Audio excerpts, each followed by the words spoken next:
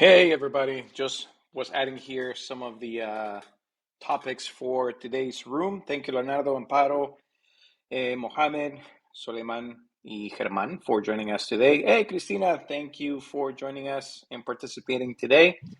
Hello, welcome everybody. I'm excited to be here. Thank you for hosting this room, Jorge. Yes, hold on. Let me make you moderator. I know that you can add a lot of value to this conversation as well. Hey Santi, give me a sec. Moderator. And before I ping some people in, just so you know, everybody down here in the audience, we're hosting this space under the Amigos Club. We are the largest Latinx club on Clubhouse. Now we are past 37,000 members, which is unbelievable.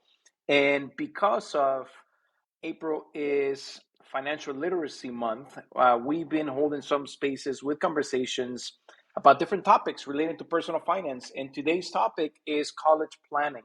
Where do I start? I wish somebody would have had this conversation with me much sooner. And I think that's one of the comments that comes up often. So while I go ahead and invite some people into the room, Kristina, why don't you let us know a little bit about yourself, what you do, and then you can hand it off to Santiago. In the meantime, everybody down in the audience, the chat room is enabled. So if you have questions about college planning, what your experience, what your thoughts, definitely don't be afraid of chiming in and dropping a comment. Let me go ahead and pass the mic to Kristina while I invite some people into their room. Thank you, everybody. Hello, everybody. And also, don't forget to share the room down below. If you look down, there's a little share button. If you push that button, it'll ask you where you want to share it. And just sharing it into Clubhouse, into the hallway, will help us all because we want everybody to get this good information before we get started. So don't forget to share it into the hallway. And that just alerts people who follow you that you're in this room and that you're going to learn some awesome things today. So we would appreciate that. And my name is Kristina Campos. I'm founder of The Impactful Parent, and I help parents with their adolescents so that they can make great connections with their kids, have better relationships with their children. I help you navigate through the turbulent teenage years and just all things of parenting from the ages of basically 6 to 18. So how I primarily do that is online courses and one-on-one coaching, but specifically I have an app called Impactful Parent, and it's available on Android and Apple. It's an absolutely free download, so you have nothing to lose by checking it out. So I hope that you do, and it can help you with a lot of different things. There's a lot of great, amazing resources inside that app, so I hope you check it out. And then I have the pleasure of introducing Santiago, who is right next to me. Go ahead, Santiago.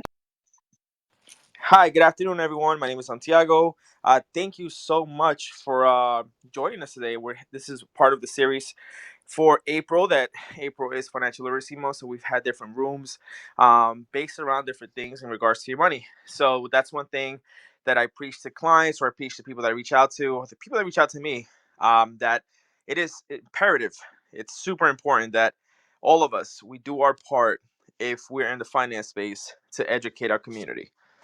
And I think that, like Jorge has said, has somebody had a conversation with me or reached out to me when I first became a dad, and said, "Hey, Santi, this is stuff that you have to learn in order for you to effectively and purposely plan for your kids' education, because time is your greatest asset, and by starting now, when your child is born, all the way up to they get to high school to graduation age, you don't even have to, if you again put just small amounts of money into a different saving vehicles for your kids education, instead of wasting your money on stupid stuff, depreciating stuff, like things that are going to lose value over time. I would have definitely listened, because again, this is conversations that I have with clients, and it's just like an eye-opener. And I think that's super important in our communities to preach and teach, and educate each other, because again, it takes a village, and if we really want to make an impact here, I think it's super important, not only that for us here that are talking about it, for those of you down there start pinging some parents in here, people that you know, because this is really, really good information that we're going to be sharing. So again, if you could just ping people in, because you never know who's going to have that eye-opening moment when they're like, holy crap, you know what, it makes total sense. Let me make a phone call and start talking to one of these guys, because yeah, my kid is young, or I have a child that I definitely want to plan for, or I have a niece, a nephew, a godchild, whatever it is, that their parents would definitely be interested in having these conversations. So that's it for me. I specialize obviously in financial planning, so that's what I do, and this is obviously one of those key subjects that we reach with that I have a conversation with people who are parents or expecting to be parents or planning to have children in the future. Thank you. Thank you so much, Santiago. And so to begin the conversation, I'd like to ask a question. Uh, Cristina, Santiago, when you attended college, did you work and attended college? Did you graduate with any type of student loans?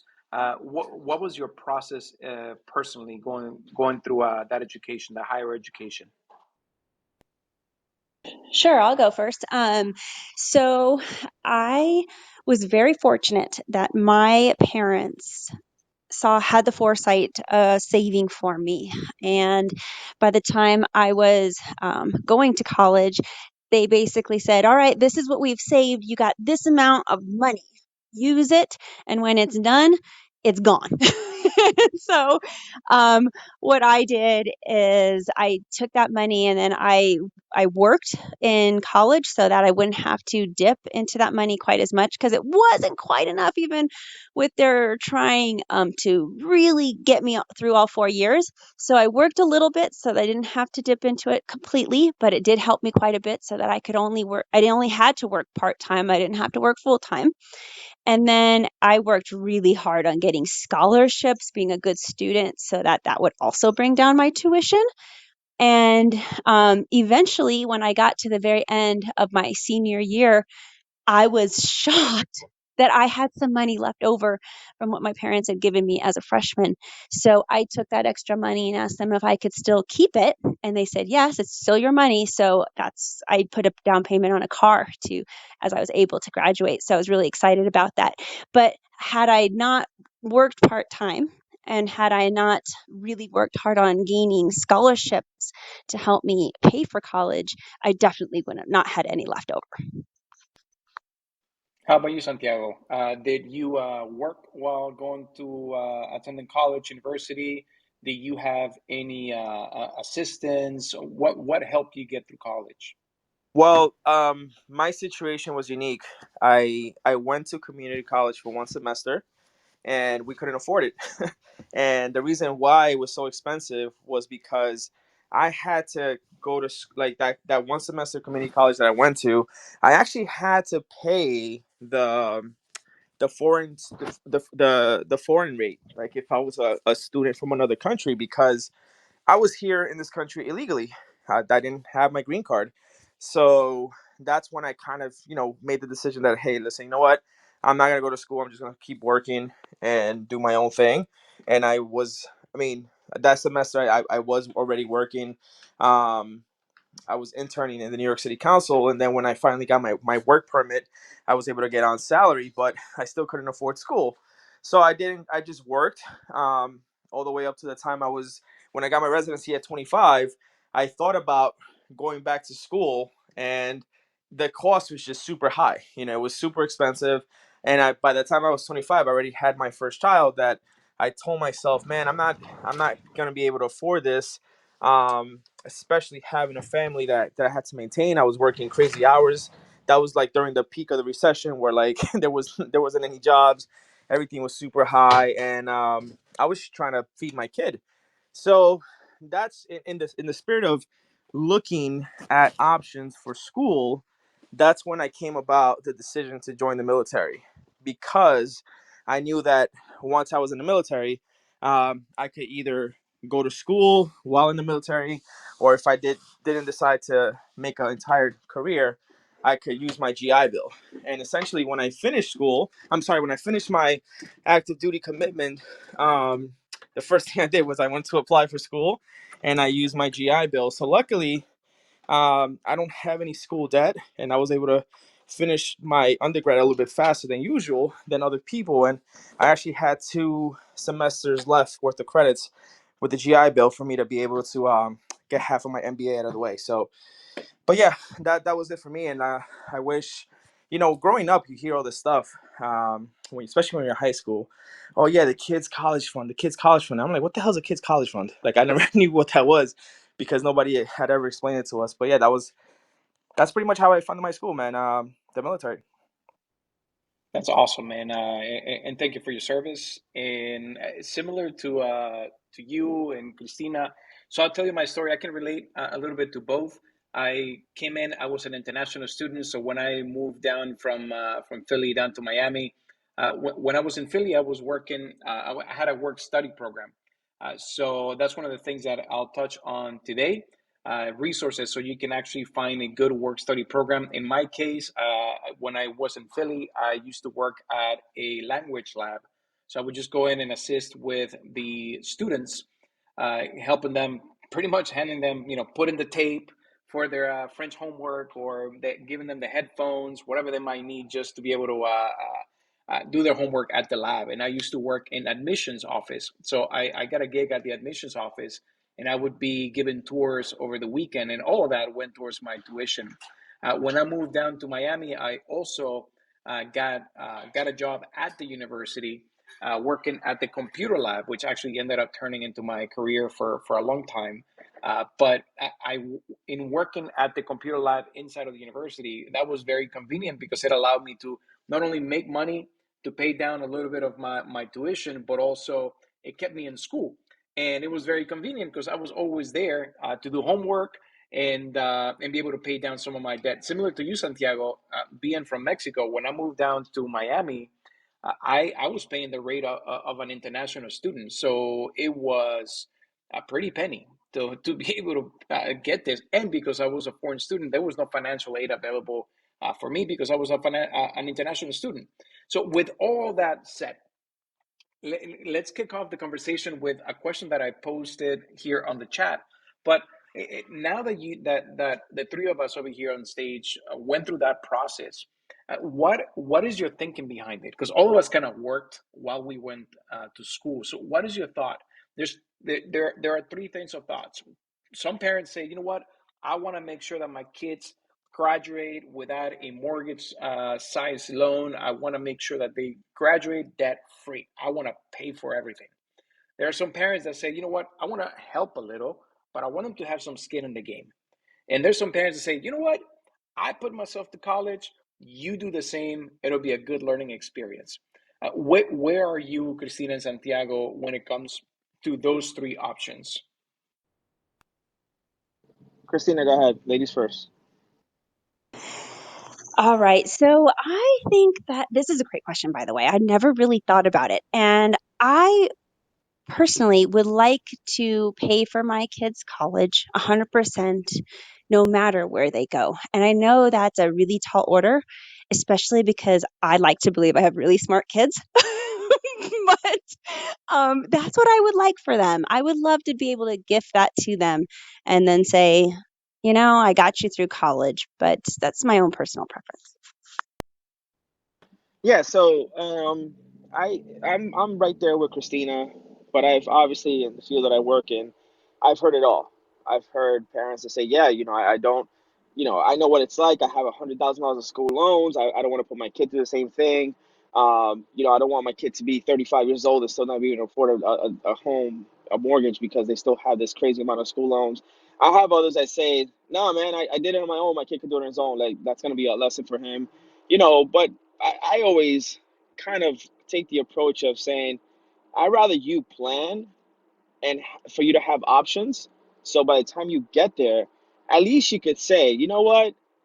I'm not, this kid he was a thorn in my side because he just gave me so many headaches. Let him or her figure out how they're gonna pay the way to school. I mean, listen, we all have children. We all want the best for our children. God knows that we'll give our lives for our children, but nobody could put their hands over fire for their kids because we just don't know how they're gonna turn out because of the influences of whatever. But I always tell my clients that approach me with the, hey, I would rather have my children figure it out. You know, if they really want something that's just going to make them tougher, listen, that's your prerogative. That's fine. But I always take the approach of things are going to change in life. You know, you might have a different mindset 5 years down the road, 10 years down the road. God knows you had a different mindset when you were younger.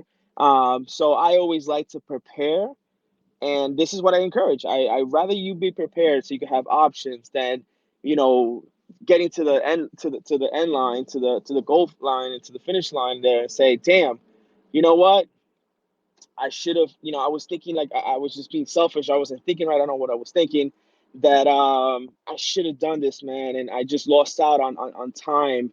And now my kid's in high school, and it turns out that this kid is super smart, and you know I might want to be able to pay half his way or just cover the remaining amount of whatever the school is, because he only got half a scholarship, or only got half a scholarship. So that's what I always encourage. Just be prepared, because you rather have the option to say, you know what, yeah, you know what, I got it. I saved for this. I planned for this. I'll cover it, as opposed to just feeling like you didn't do enough. Because again, if you take that other approach that, yeah, you know what, let them figure it out, you could always have alternative plans with whatever savings you have for your children. So that's kind of like my take personally, and what I also encourage. Thank you, Santiago. And I want to welcome Jason on stage. Jason, thank you for coming up. This conversation is pretty important. Can you share a little bit about your thoughts? If you want to answer the question, what's your train of thought? Would you rather, I don't know if you have kids, but would you rather have your kids know I that you pay everything, have them have some skin in the game, or would you rather just have them do it on their own? I have three kids, 25, 14, and 4. One child is graduating law school next year. One child is getting into high school, and then of course my 4-year-old getting into kindergarten next year. So one thing that I feel that what we as parents got to do is start career assessing the major. You know, if they're going to choose to go to college, then great.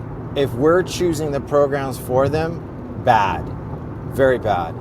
Because if you're going to subjugate their necessity to thrive later, you're subjugating also their survive to now. So you kind of let them get a pass, you let them pay for it, or you pay for it. Either way, you really got to have the career question in mind, because you're raising your child to be an adult. And that's what, if I could have done it differently, and if my parents would have said, you know what, I want you to go to college to have a career or a profession in mind. You know, I don't want you to waste time in college. So what did I do? I joined the Navy right out of high school. I wasn't ready for college. I wasn't mature enough. I needed to grow up and see the world with some experience. And then when I got out, I had the GI Bill. Now, not everyone has to do that, but there's programs like in California, the California Conservation Corps, where you learn a skill, you get college credit, and you earn money. You work with Department of Forestry, Army Corps of Engineers. There's all kinds of programs. So really the prime question is, are you raising your child to be an adult, or just hoping they're adapting to be an adult with college? Because that's how student loans made money off all of us. Some of us knew exactly what we wanted. Other of us have figured it out along the way. So should you be having the conversations to direct your child in adult-like decisions? You know, instead of getting lost in the world, like, hey, we work together. Like my kids, they'll work with me in my office. You know, nothing's free. We all put time into the house, the office, each other.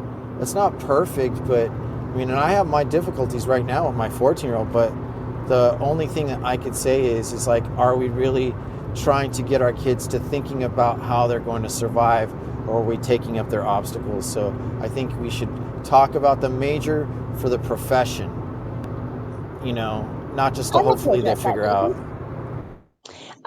Well, thank you for your comment, by the way, and for coming up. And as we talk about college planning and where do you start, I feel like As parents, we do have this in our brain that our kids are going to go to college. But I think it's more important, as Jason mentioned, just to frame this as I'm preparing my kid for the future, and it not necessarily has to be college. And although we want to kind of put college in our brain for some, it gives us like a standard of how much we might want to save. But I think we also have to keep that in mind, even though we're saving for college, and that's maybe our goal financially to save for a university and that high expense, it gives us that bookmark to that number that we need to hit. But then on the back of our minds, also say, okay, my kid may not go to college, but I'm still saving for the future. And, whether they go into the military or they go into a trade school, or maybe they need that money to go be an entrepreneur and start their own business. Whatever you're saving for, if we frame it with, hey, this is the goal, we use maybe college as the benchmark for what to plan for, but know in the back of our mind that it may not be college. It could be for some other life jumping ahead type of activity. Then I think we're still okay. And I think that that's good. And just to preface this, we are going to be talking on Friday at noon here on the Amigos Club. We have a room this Friday about what about if your child doesn't want to go to college.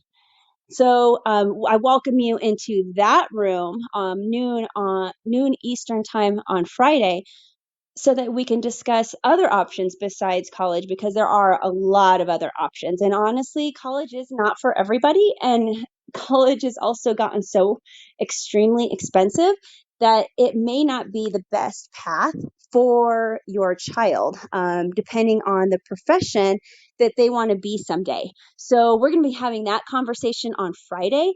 But thank you, Jason, for bringing that up, because I think it is a very important point. And I'll let these two financial advisors comment on what I just said. What do you think about us just thinking, okay, we're going to save for college, and really we're looking more at a dollar amount versus an actual destination?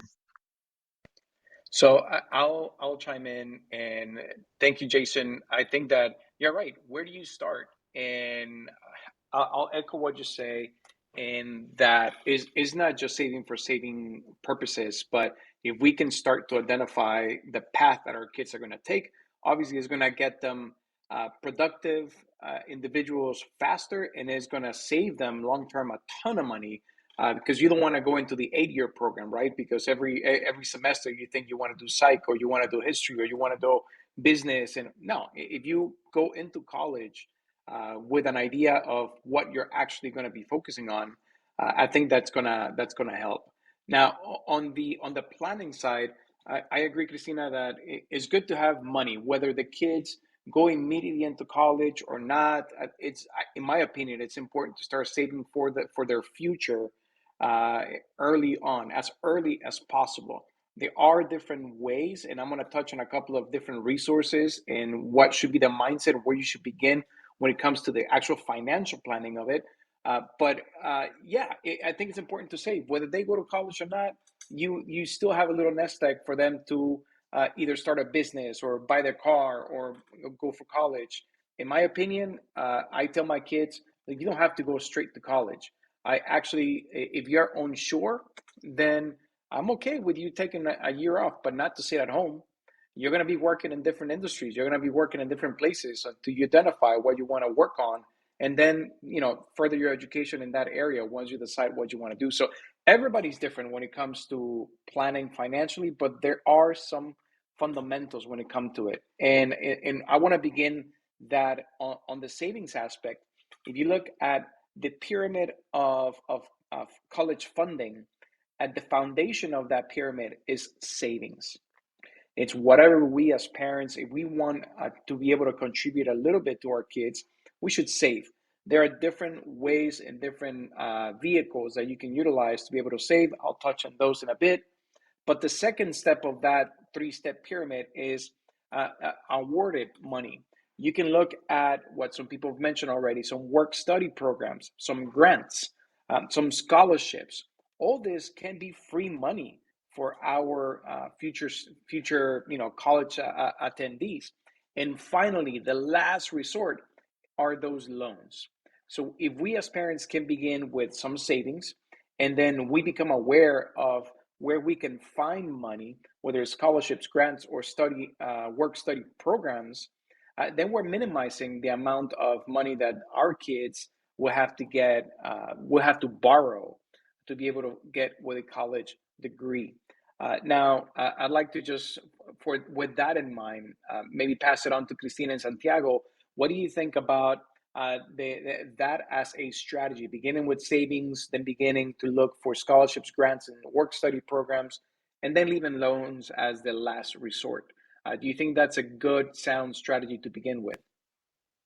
Yeah, absolutely, Hey, man. yeah. I definitely having and not having the choice and working your way in that fashion avoids you the headache of just saying I'm just gonna take out loans and I'll deal with them later, and then you have this massive amount of loans. I mean, yeah, working your way backwards. Another thing to think about also, if your kid is intelligent, and has really high grades or has a very compelling story, you could always look at the five different military academies. They're in the service and they're going to school. But again, they're getting that college education from a military academy that's going to be able to provide them that job security afterwards. They don't have any school debt. They're getting paid while they're actually going to school. And it's just, it looks really impressive on the resume to be able to say that. And they're graduating as an officer. So it's very, very, it's like getting the best of both worlds, to be honest, because they don't have any school debt. They're serving their nation and they have that in their resume. So that always helps out. Yep, I agree. Now, there are a lot of people that say, well, look, my kid is not athletic. My kid absolutely is not going to go into the military. He's just not the military type. And you know what? My kid, I love him to death, but he might not be the brightest in the school. So what the hell do I do now? Because he's going to go to college, but where do I begin? And so what are some of the programs, or what are some of the vehicles available to be able to set money aside for college?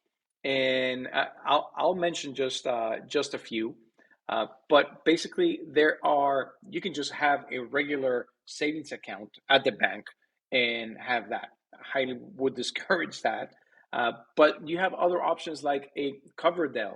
A Coverdell used to also be referred to as an educational IRA, but a Coverdell is an educational savings account where you can put some money into that plan to pay for some educational expenses.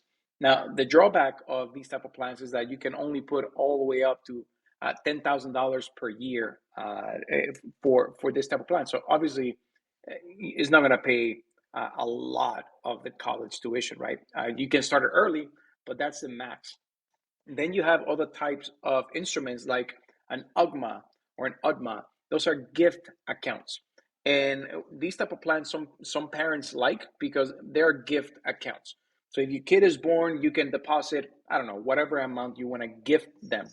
And the benefit of it is that it can grow, right? It's going to grow. It's going to have that compound interest depending on what the investment is inside of that account.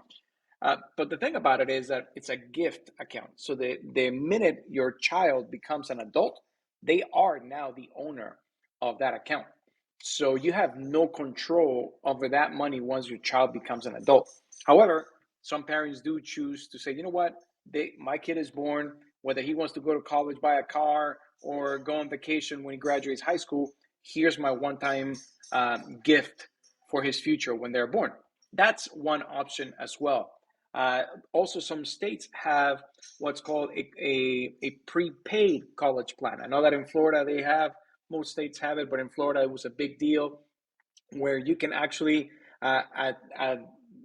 whenever your kid is born, you can prepay their college. And what you're doing is you're giving them access to a state university, and give me, you give them access to a state college or university in the future, but at today's cost. And last, you have other plans like a 529 college plan, which has a lot more flexibility, and I can go a little bit more into detail later on. But what do you feel, Kristina, Santiago, Jason? Have you used a Coverdell, an UGMA, a 529? What is your idea about these types of plans and their uses? Do you think they're beneficial? Go ahead, Jason. What I did for my 25-year-old, I put her a part of a living trust. So I did two things for myself. I knew back then when she was born, I was about 23 years old, 24.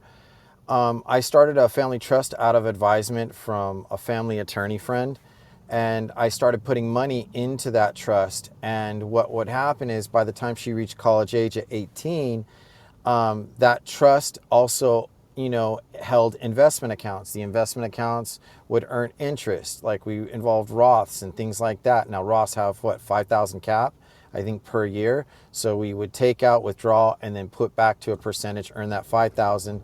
But here's the kicker: when it came time to paying for college, tax write-offs for parents is you can write it off. You just have to list the trust. The trust is paying out. It gives them a residual, that it's an income as a trustee. You're getting that income. So what it did was it paid for my daughter going to ASU, and we got a tax write-off at the same time. Now we had to work with accountants to get it to work right, and another attorney who helped us understand the trust at the time. But I want to repeat the same process for my 4-year-old and my 14-year-old. Yeah, one thing I 529 plans, because it's a tax You're write off. breaking up, Santiago. Give me a second. Can you guys can you guys hear me now? Yep. All right, cool. Yeah, so the 529 plan, the one that I urge clients to look at that one, Nope. ten thousand Losing you dollars they again. get to write. And all people who make contributions to that 529 plan. So, for example, if you have, your friend. Hey, Santi, we're having a hard time hearing you. So Yeah. I'm going to actually ask a He's on a question phone to you call. guys Sorry about that, while we're guys. waiting for Santi. No, that's okay. We're just waiting for you to get into a better spot. But while we're waiting for you, Santi, I wanted to ask you guys a question. And as a parent, I'm wondering, I hear you saying a lot of these different options, but, and I know it's never too early, right? It's never too early to get started, even if you're just planning to have children someday. But for any of those options, is it ever too late? So if, let's say I have a high schooler and I only have, let's say, under 5 years to start saving because this is a new subject for me. If I'm one of those parents, what is my options then? Investing. And Yep. aggressive invest. I mean, within 5 years, at 3.4% to 12% on any investment, you're gonna compound and elevate that, and it also lets your kid know they're having a financial choice in this. So if they don't go to college and they say, "Well, I want to wait for later," that interest keeps compounding until they're ready to go to college. Not only that, but the benefit, for example, of a 529 plan. A 529 plan is basically an investment account that's designed for the purpose of education. So it's got some tax benefits. It doesn't matter if you are 18 years away or if you're five years away. If you open, say, a 529 plan and the money grows for the next 5 years, or if your kid decides to delay it for the next 7 years, like Jason mentioned, yeah, it'll compound, but also the benefit of a 529 is when you withdraw money and that money is being used for educational purposes like tuition, room and board, you don't pay taxes on the growth of those investments. So it may not be the entire amount to cover 100% of the tuition for the length of the degree, but definitely you can generate some growth and not have to pay taxes on the return during that period of time. That's one of the good benefits of these types of plans. And Santi, are you in a better spot now? Yeah. No, I was just going. I was saying about the 529 plan that you could, write off the contributions that you make to it, whatever you use, as long as it's for educational purposes, you're fine.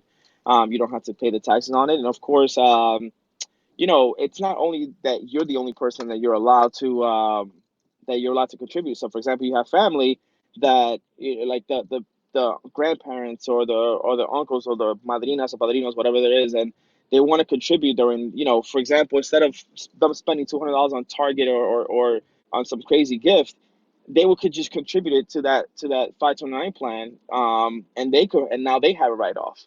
So again, it's just it's super beneficial. I just love the tax shelter that it provides, and of course a return. But obviously, like you said, Christina, going back to your question of what happens if you have a high schooler, they actually have the calculators on like the state websites that have the 529 plans that it'll actually show you how much you would need to contribute on a monthly basis in order to get where you want to be.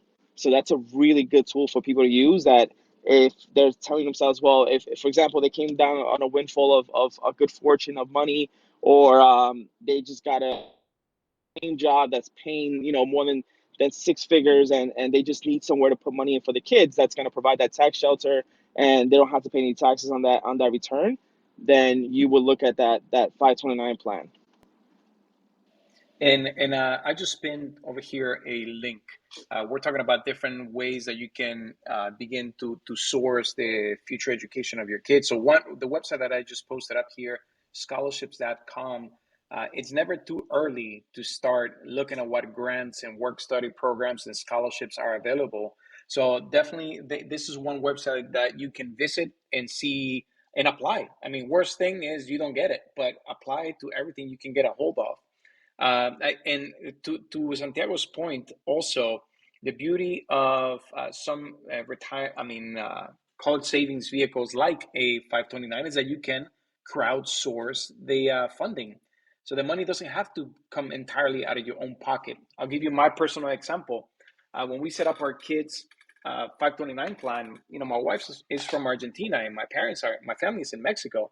So when it came down to the birthday of my kids, not all the family could come over and have it together with us. So what we did for our kids' birthdays is, uh, whatever you were gonna use to buy a present, we will buy our kids what they want as a present. If you feel comfortable and you don't know what to give, whatever you were gonna spend on a present, $5, $1, $20, doesn't matter. This is where you can actually make a contribution to their college education.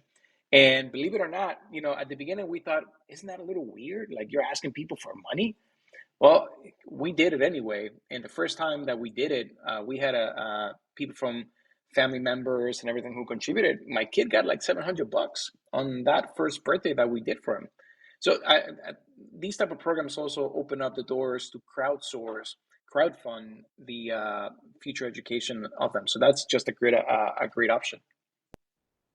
I'd like to kind of piggyback off of Christina's question, because what this is really showing an opportunity. How many of our people know as adults how to invest? So as you're investing for your kids' future, are you really learning how to invest for yourselves? Because a lot of our people do not know what to do with money, let alone literacy, by reading The Total Money Makeover by Dave Ramsey, and it really set my mind about debt and spending. And when I involve my kid in the spending of what we do and how we invest, it says a lot about where we're going to Yep, go. and thank you for that, Jason, because you're absolutely correct. I mean, the issue with whether it's college savings or emergency planning or retirement planning, it all boils down to awareness. We don't know what programs are available. We don't understand the basics of investments. And when we don't understand the basics, then we become afraid. And if we become afraid, we stay away from it. And delaying that whole process can really have a negative impact on the financial outcome for our families. And I like to just mention also, uh, Jason mentioned the fact of having a trust and having somebody managing the trust and having accounts like IRAs and everything under the trust. that, one thing that we need to become aware also as individuals is that it's not just about having an advisor, but having a team around your corner to make sure that your strategy is in the right place. So enlist the help of an attorney, like Jason mentioned, enlist the help of an investment advisor, enlist the help of a tax advisor, a CPA. All those moving parts, uh, all those individuals need to be part of your team to make sure that you're moving in the right direction. So I just wanted to comment on that, Jason. Congratulations, because not everybody has all those pieces set up. So I just wanted to say congratulations on that being set up properly. I think it's super important for us to educate them as well with two key terms when it comes to investing. It's long term and compounding interest. Unfortunately, you have so many predatory practices, and now more so with social media. What was it like? I think like it was a month ago. My wife's wife came up to us, and I think she's close to like in her 70s, and somehow somebody tried to convince her on the, oh my God, you could, if you give me the $5,000, I'll invest it to you in different vehicles. I'm not gonna say which one, but it's one that I really don't like because it's just a scam, and it's like I call it the hood Bernie Madoffs, that they're running Ponzi schemes, that they're just taking money from people in disadvantaged neighborhoods, and they use other people's money to pay that person back, and they're just using the money on their own. So, people think that investing, it's getting rich quickly. No, it's long term. I remember hearing Warren Buffett give an interview that as soon as people understand that it's, he mentioned how Berkshire Hathaway, his company, they've had three different times in their history where their value dropped by 50%, and it didn't matter. Why? Because at the end of the day, their shares are worth more than six figures each. So I think as soon as educate, the more we pass this information, term asset, you're going to have your downfalls and your pits and high, your peaks and lows, but overall, you're just going to have that growth over time. So I wanted to just, since we're coming, it's 3:42. I want to just do a quick recap of what we're talking about. So the conversation today is related to college planning and where do we begin? And we started with a little bit on the mindset piece. Jason suggested that before even starting to save, we need to make sure that we help our kids to find that path, be career focused or be major focused, to make sure that they are landing in the right place and they save themselves some money along the way. Hey, Dr. Rico. Also, as a quick resource, so we discussed some of the instruments that people can use. People use UGMAs as an instrument to save. Some people use regular savings account. I don't recommend that. People also, we've been discussing a little bit about the benefits of having something like a 529 plan. But part of your pyramid to save, we talked about savings, then scholarships, grants, work study programs, and finally getting some loans. At the top, you have some link. I just updated the link. The previous link, which is scholarships.com, that is a private database that has over $3.7 million scholarship opportunities. And the link that you just have here at the top of the room, this is from the U.S. Department of Labor, and there's a database with over 8,000 scholarship opportunities. And it's never too early to start looking at them to see what you might qualify for and when you can start applying for. I want to welcome Doug Rico and Lavon up to the stage. Any questions you have, anything you want to share regarding this topic? Hey, thanks, Jorge, for bringing me up. Hola, Santiago, Kristina, thank you. Um, Two questions. On the 529, if a person goes to a state college in the state, is there like a state version where you get, I'm not sure if, I don't know, each 529 can be used for out of state or for private use, but have you heard of anything where if you use it for the state you're in, you get a discount? And I don't know if I was dreaming this or I heard this, or if it's another package where, say, you're in the state of Virginia where I am, and I want them to go to a state If I cut university you off. here.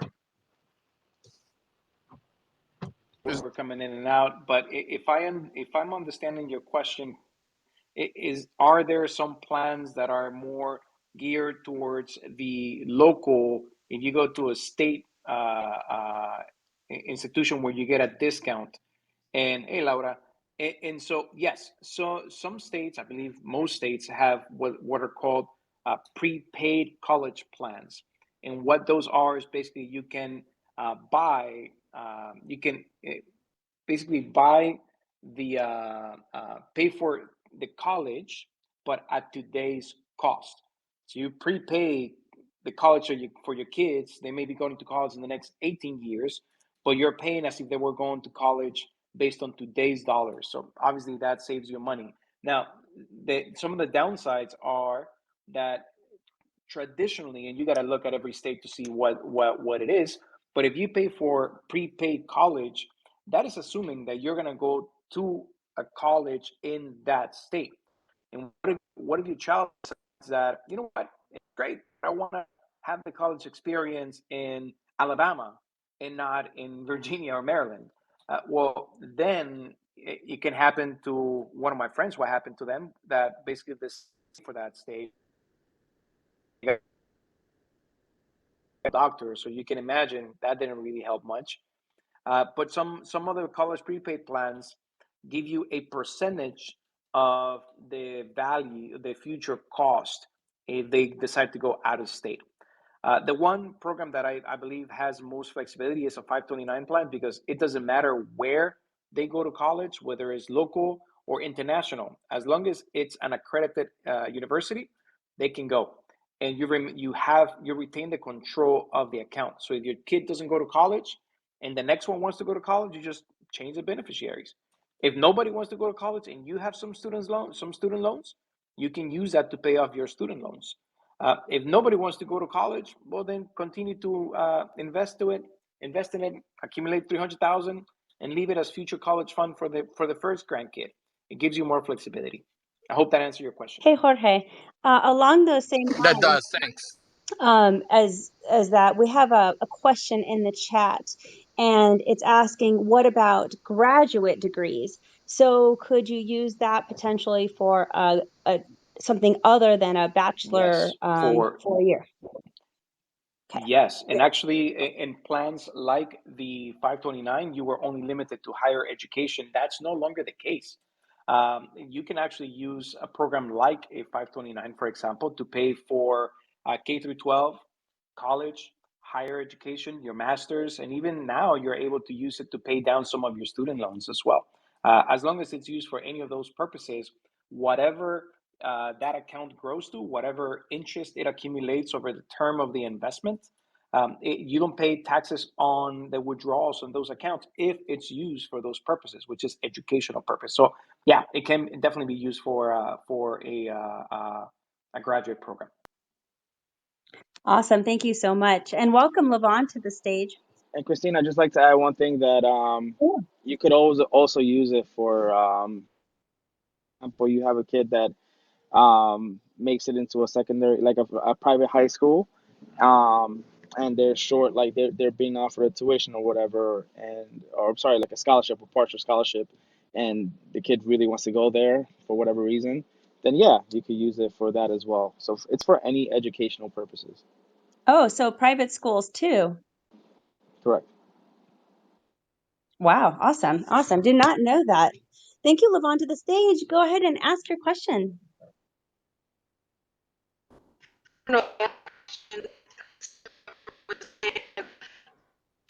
Seems like you're in the matrix.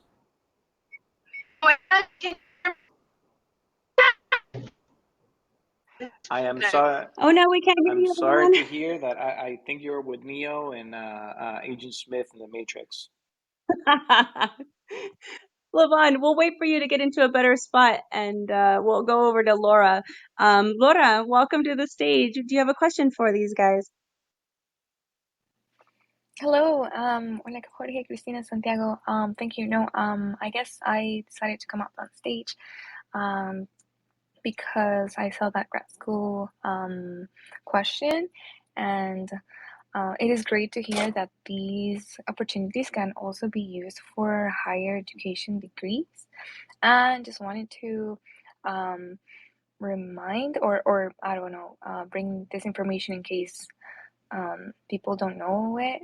Usually in social sciences, you probably still have to save up for that, but in science like math, chemistry, like all these other fields, exact sciences, most graduate programs can actually provide you with a stipend. I mean, it's always a good option to have some money saved just for any unforeseen circumstances, but just wanted to bring that to the table. Awesome. Thank you so much for that input. One other little tidbit of information. Oh, by the way, I pinned another link here at the top of the room, and what this link is about, that is access to grants. This website over here that I just pinned at the top can actually point you to the direction of some grants that may be available. And again, it's never too early to start looking into that. And the next link that I'm about to post is here. This one is to find some work study programs, and that should be coming up soon. There now should be live. This one is to try to find some work study programs in the places where you're going to go to college, where your kid's going to go to college. And another thing that I wanted to point out on the for state planning purposes on the 529 plan, let's say that you have grandma and grandpa who want to be able to help a little bit with the grandkids' education. So somebody can put in up to, and I'm glad that I see Kevin just joining us as a listener, tax professional. That always helps in these conversations. Hey, Kevin. So for estate planning reasons, also, somebody can put in all the way up to 5 years worth of gifts into these plans. So grandpa, grandma, if they're married, that will be a grand total for a married couple of $160,000 that can be put into a 529 plan, for example. So the whole purpose, or the whole what I want to get at is that we when we think about college planning and saving for our kids' college education, we tend to think that it's all on us, and it really isn't. We can crowd fund. We can have access to grants and work study programs. And we got access to scholarships, and we can also enlist the help of family members to help with that. It's not all on us, but starting to plan early and having an idea of where we would like the kids to. I want to plan for a private university, or I want to plan for a college, for a public university. That all, beginning with that end in mind, definitely helps us plan accordingly as early as possible. And oh, great! So I see Kevin coming up. Hey, Kevin, thank you for coming up on stage, brother. Hey, good afternoon, everyone. This is a excellent topic. There's always lots of gems here, and I'm glad to be part of this. Thank you for having me. Thank you so much, brother. So if you hear anything that you want to chime in when it comes to tax purposes and the benefits of beginning early, definitely don't hesitate. Just jump in. Any other questions that? Okay, so I see a question from Michelle. Thoughts on using a Roth IRA versus a 529 for college planning? That's an excellent question, Michelle. Thank you for asking that. And so, yeah, a lot of parents do use the Roth IRA as a great benefit for college planning. The reason behind it is, if you use a Roth IRA, once you have a Roth IRA open for 5 years, then your entire contribution can be withdrawn without having any paying any taxes or penalties. Type of instrument is a retirement vehicle. It's an IRA, individual retirement account. The benefit of a Roth IRA is that it's done with after tax contributions. You don't get a tax deduction when you contribute into it. But the tax advantage of it is that since you already paid taxes on the money that's going into it, Uncle Sam cannot come back in the future and tell you, hey, so listen, you made a lot of money in the Roth. You got to pay me a little more. No, no, no, no, no. I already paid you taxes on that. So some parents do choose to use this as a planning option for future for retirement. I'm pro having our kids get a Roth IRA as early as they can possibly can. But to that effect, maybe that would be a good question for Kevin, because to be able to set money aside into a retirement account like a IRA, you need to be able to prove that it's done with earned income. So if you have a 1 year old, well, can you start contributing? So Kevin, I don't know if that's something that you might be able to chime in and give us some insight on that. All right, thank you. Sure. We have, as Jorge stated, the Roth 401, the Roth. That's after you've been taxed, you contributed into it, and the amount that you extract, it does not have to be. It does not have to be taxed. Now the now and then sometimes I even suggest both. Some employers have benefit packages, so if the standard 401k normally is supported by your employer and they contribute to it, so I see like this. Look at your personal, and another thing he mentioned with the self-employment, where's your employment status? So it depends on you, on where you're at. I don't like to say one is better than the other, and some states have excellent, some states contribute, they have other benefits. If you, for example, in Georgia, if my kids go to the state of Georgia, they have separate 529 plans. So there's different plans. I'm sorry to give you a vague. I know people like to yes or no, um, but unfortunately, it depends on the individual situation.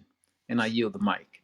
Jorge, one thing that I've seen clients do before is if, for example, they're participating through a 401k plan through a job, and this goes more for like, say, companies that people have longevity in, like say they're employees of like the local utility company, like here in New York is Con Ed, right? Or they work for a big company like Verizon or T-Mobile, for example, and they have a decent amount of money in the 401k. A lot of these plans that a lot of their 401k plans that they participate in, they're allowed to take loans out of the 401k. So that means that as long as it's a loan, they're not liquidating their 401k. Therefore, they're not paying taxes or penalties on it. So the repayment plan, I think it literally I mean, the best one I've seen, I think they were even charging a full percent on the payback on the loan, and they use it for that. They use it for the kid's school. The kid was shy, a couple of grand, so they paid off the kid's school loan when the kid graduated. But that was with the intention that, and the clear understanding that, hey, listen, if you leave your job, then you're no longer participating, therefore penalized. You're in the So, matrix, Santiago. damn it. You're in the matrix, Santiago. Hello, hello, hello. It was all amazing, good stuff, brother. It was coming in and out in the end, but it was great stuff right there. All right, I'm somewhere in like the back row. Yeah, no, it's still a little bit choppy. But All right. let me just add something extra, Michelle. To and again, great question. The other thing that I want to mention with the use of a Roth, I'm totally with Kevin that is not one or the other. The use of both can be a great benefit. And one of the downsides of choosing, say, just I want to just do the Roth. Well, you have an annual limit on the amount that you can put into a Roth, What'd you eat today? where What'd whereas you eat today? in a 529 plan, with you can put in, you know, all the way up to the maximum. If you get gifts and contributions from other people, you can drop way beyond the allowable contribution into a Roth IRA. But using the strategy of a 529, where you retain control of the money and can change the beneficiary at any time, plus using the a Roth IRA, I think that's a great combination. And obviously, talk to a tax professional to make sure that it all aligns based on your current strategy But yeah, thank you for the question. That was great. Can you guys hear me now? Yes. All right, cool. Loud And and what clear. I just pinned up there. That's an article from .com. Like literally, you could select every state. It's a nice little breakdown there that they have state by state and the different types of 529 plans. So this way, whatever, feel free to check out. It's a really good resource. But yeah, that loan against your 401k, it's definitely a good tool for you to use. And as Santiago was mentioning right before he cut off, that loan from your 401k, if you're no longer employed, he was saying you are considered no longer to be participating in that loan, and you would normally be required to pay it back once your employment terminates with that employer. Is that correct, Santiago? Oh, he's on the phone.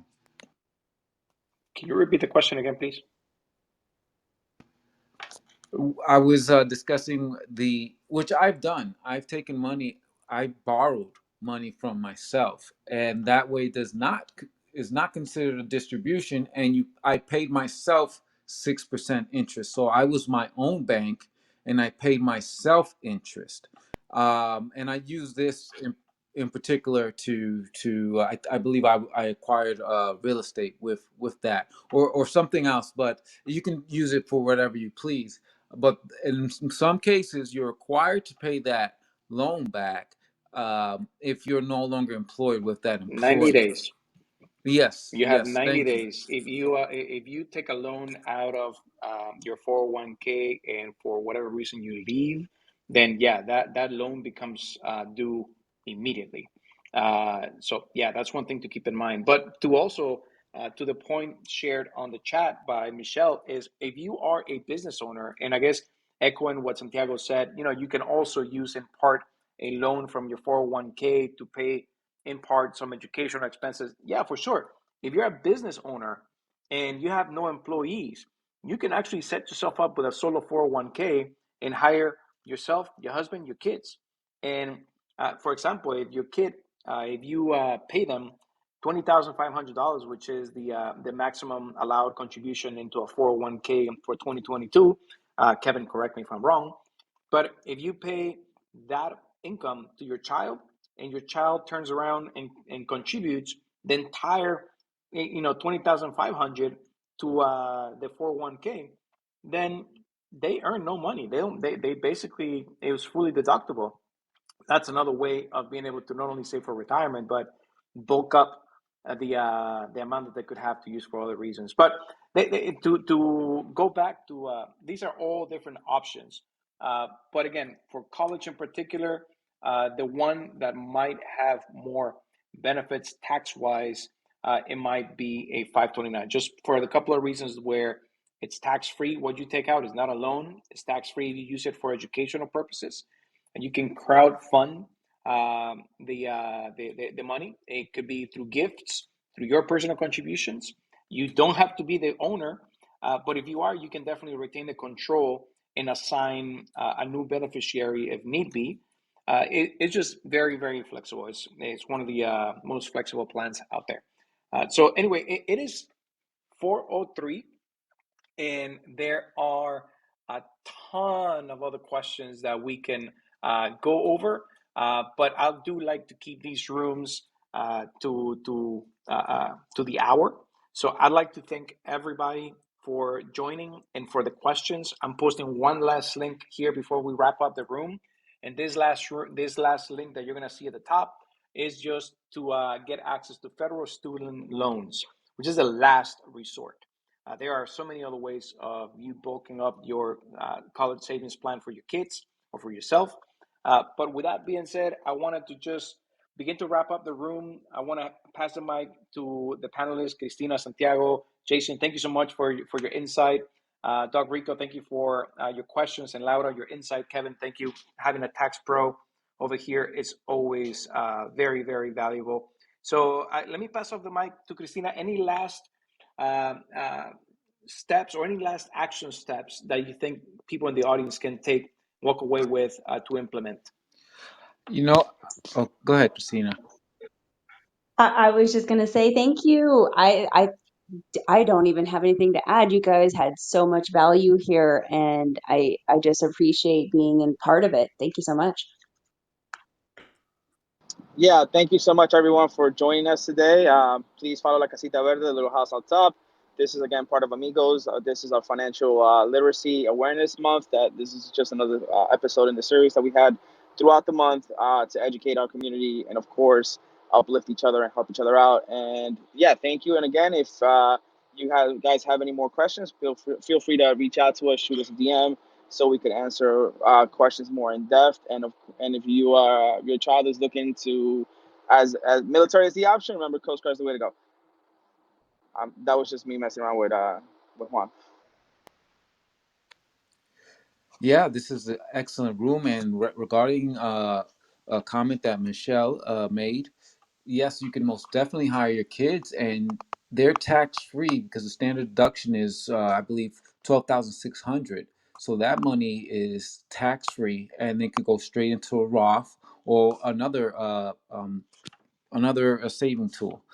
Just wanted to add that hiring your kids is most definitely an excellent option to shift income and reduce your own tax burden. And on top of that, moving the funds into their own Roth or 401k or 520 or 529. And I yield the mic. Thank you. Thank you, Kevin. Jason, any last Yeah, start having the before we college wrap up? discussion. Go visit colleges starting in the seventh and eighth grade, and that way you can start looking at the financial costs with them. So let them know it's not just a free ride, but it's an investment.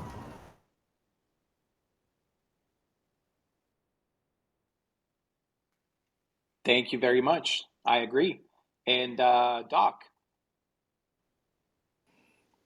I'm good. I'm just, I know I'm about to have a little girl soon, so I'm ready to put all these things into play. So, if anybody is interested in the list of the links that were pinned here in the room, again, they were about scholarships, grants, work study programs, and federal student loans.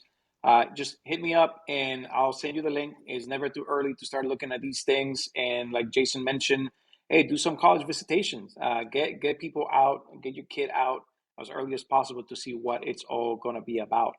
And with that, if there are no other questions or comments, I want to thank everybody down in the audience. Thank you, Michelle, for great questions. And for the Amigos family down there supporting, I appreciate you all. If you don't follow the club already, make sure, like Santiago mentioned, hit the little greenhouse at the top, follow us. And yeah, we got one more room or two more rooms before the end of the month.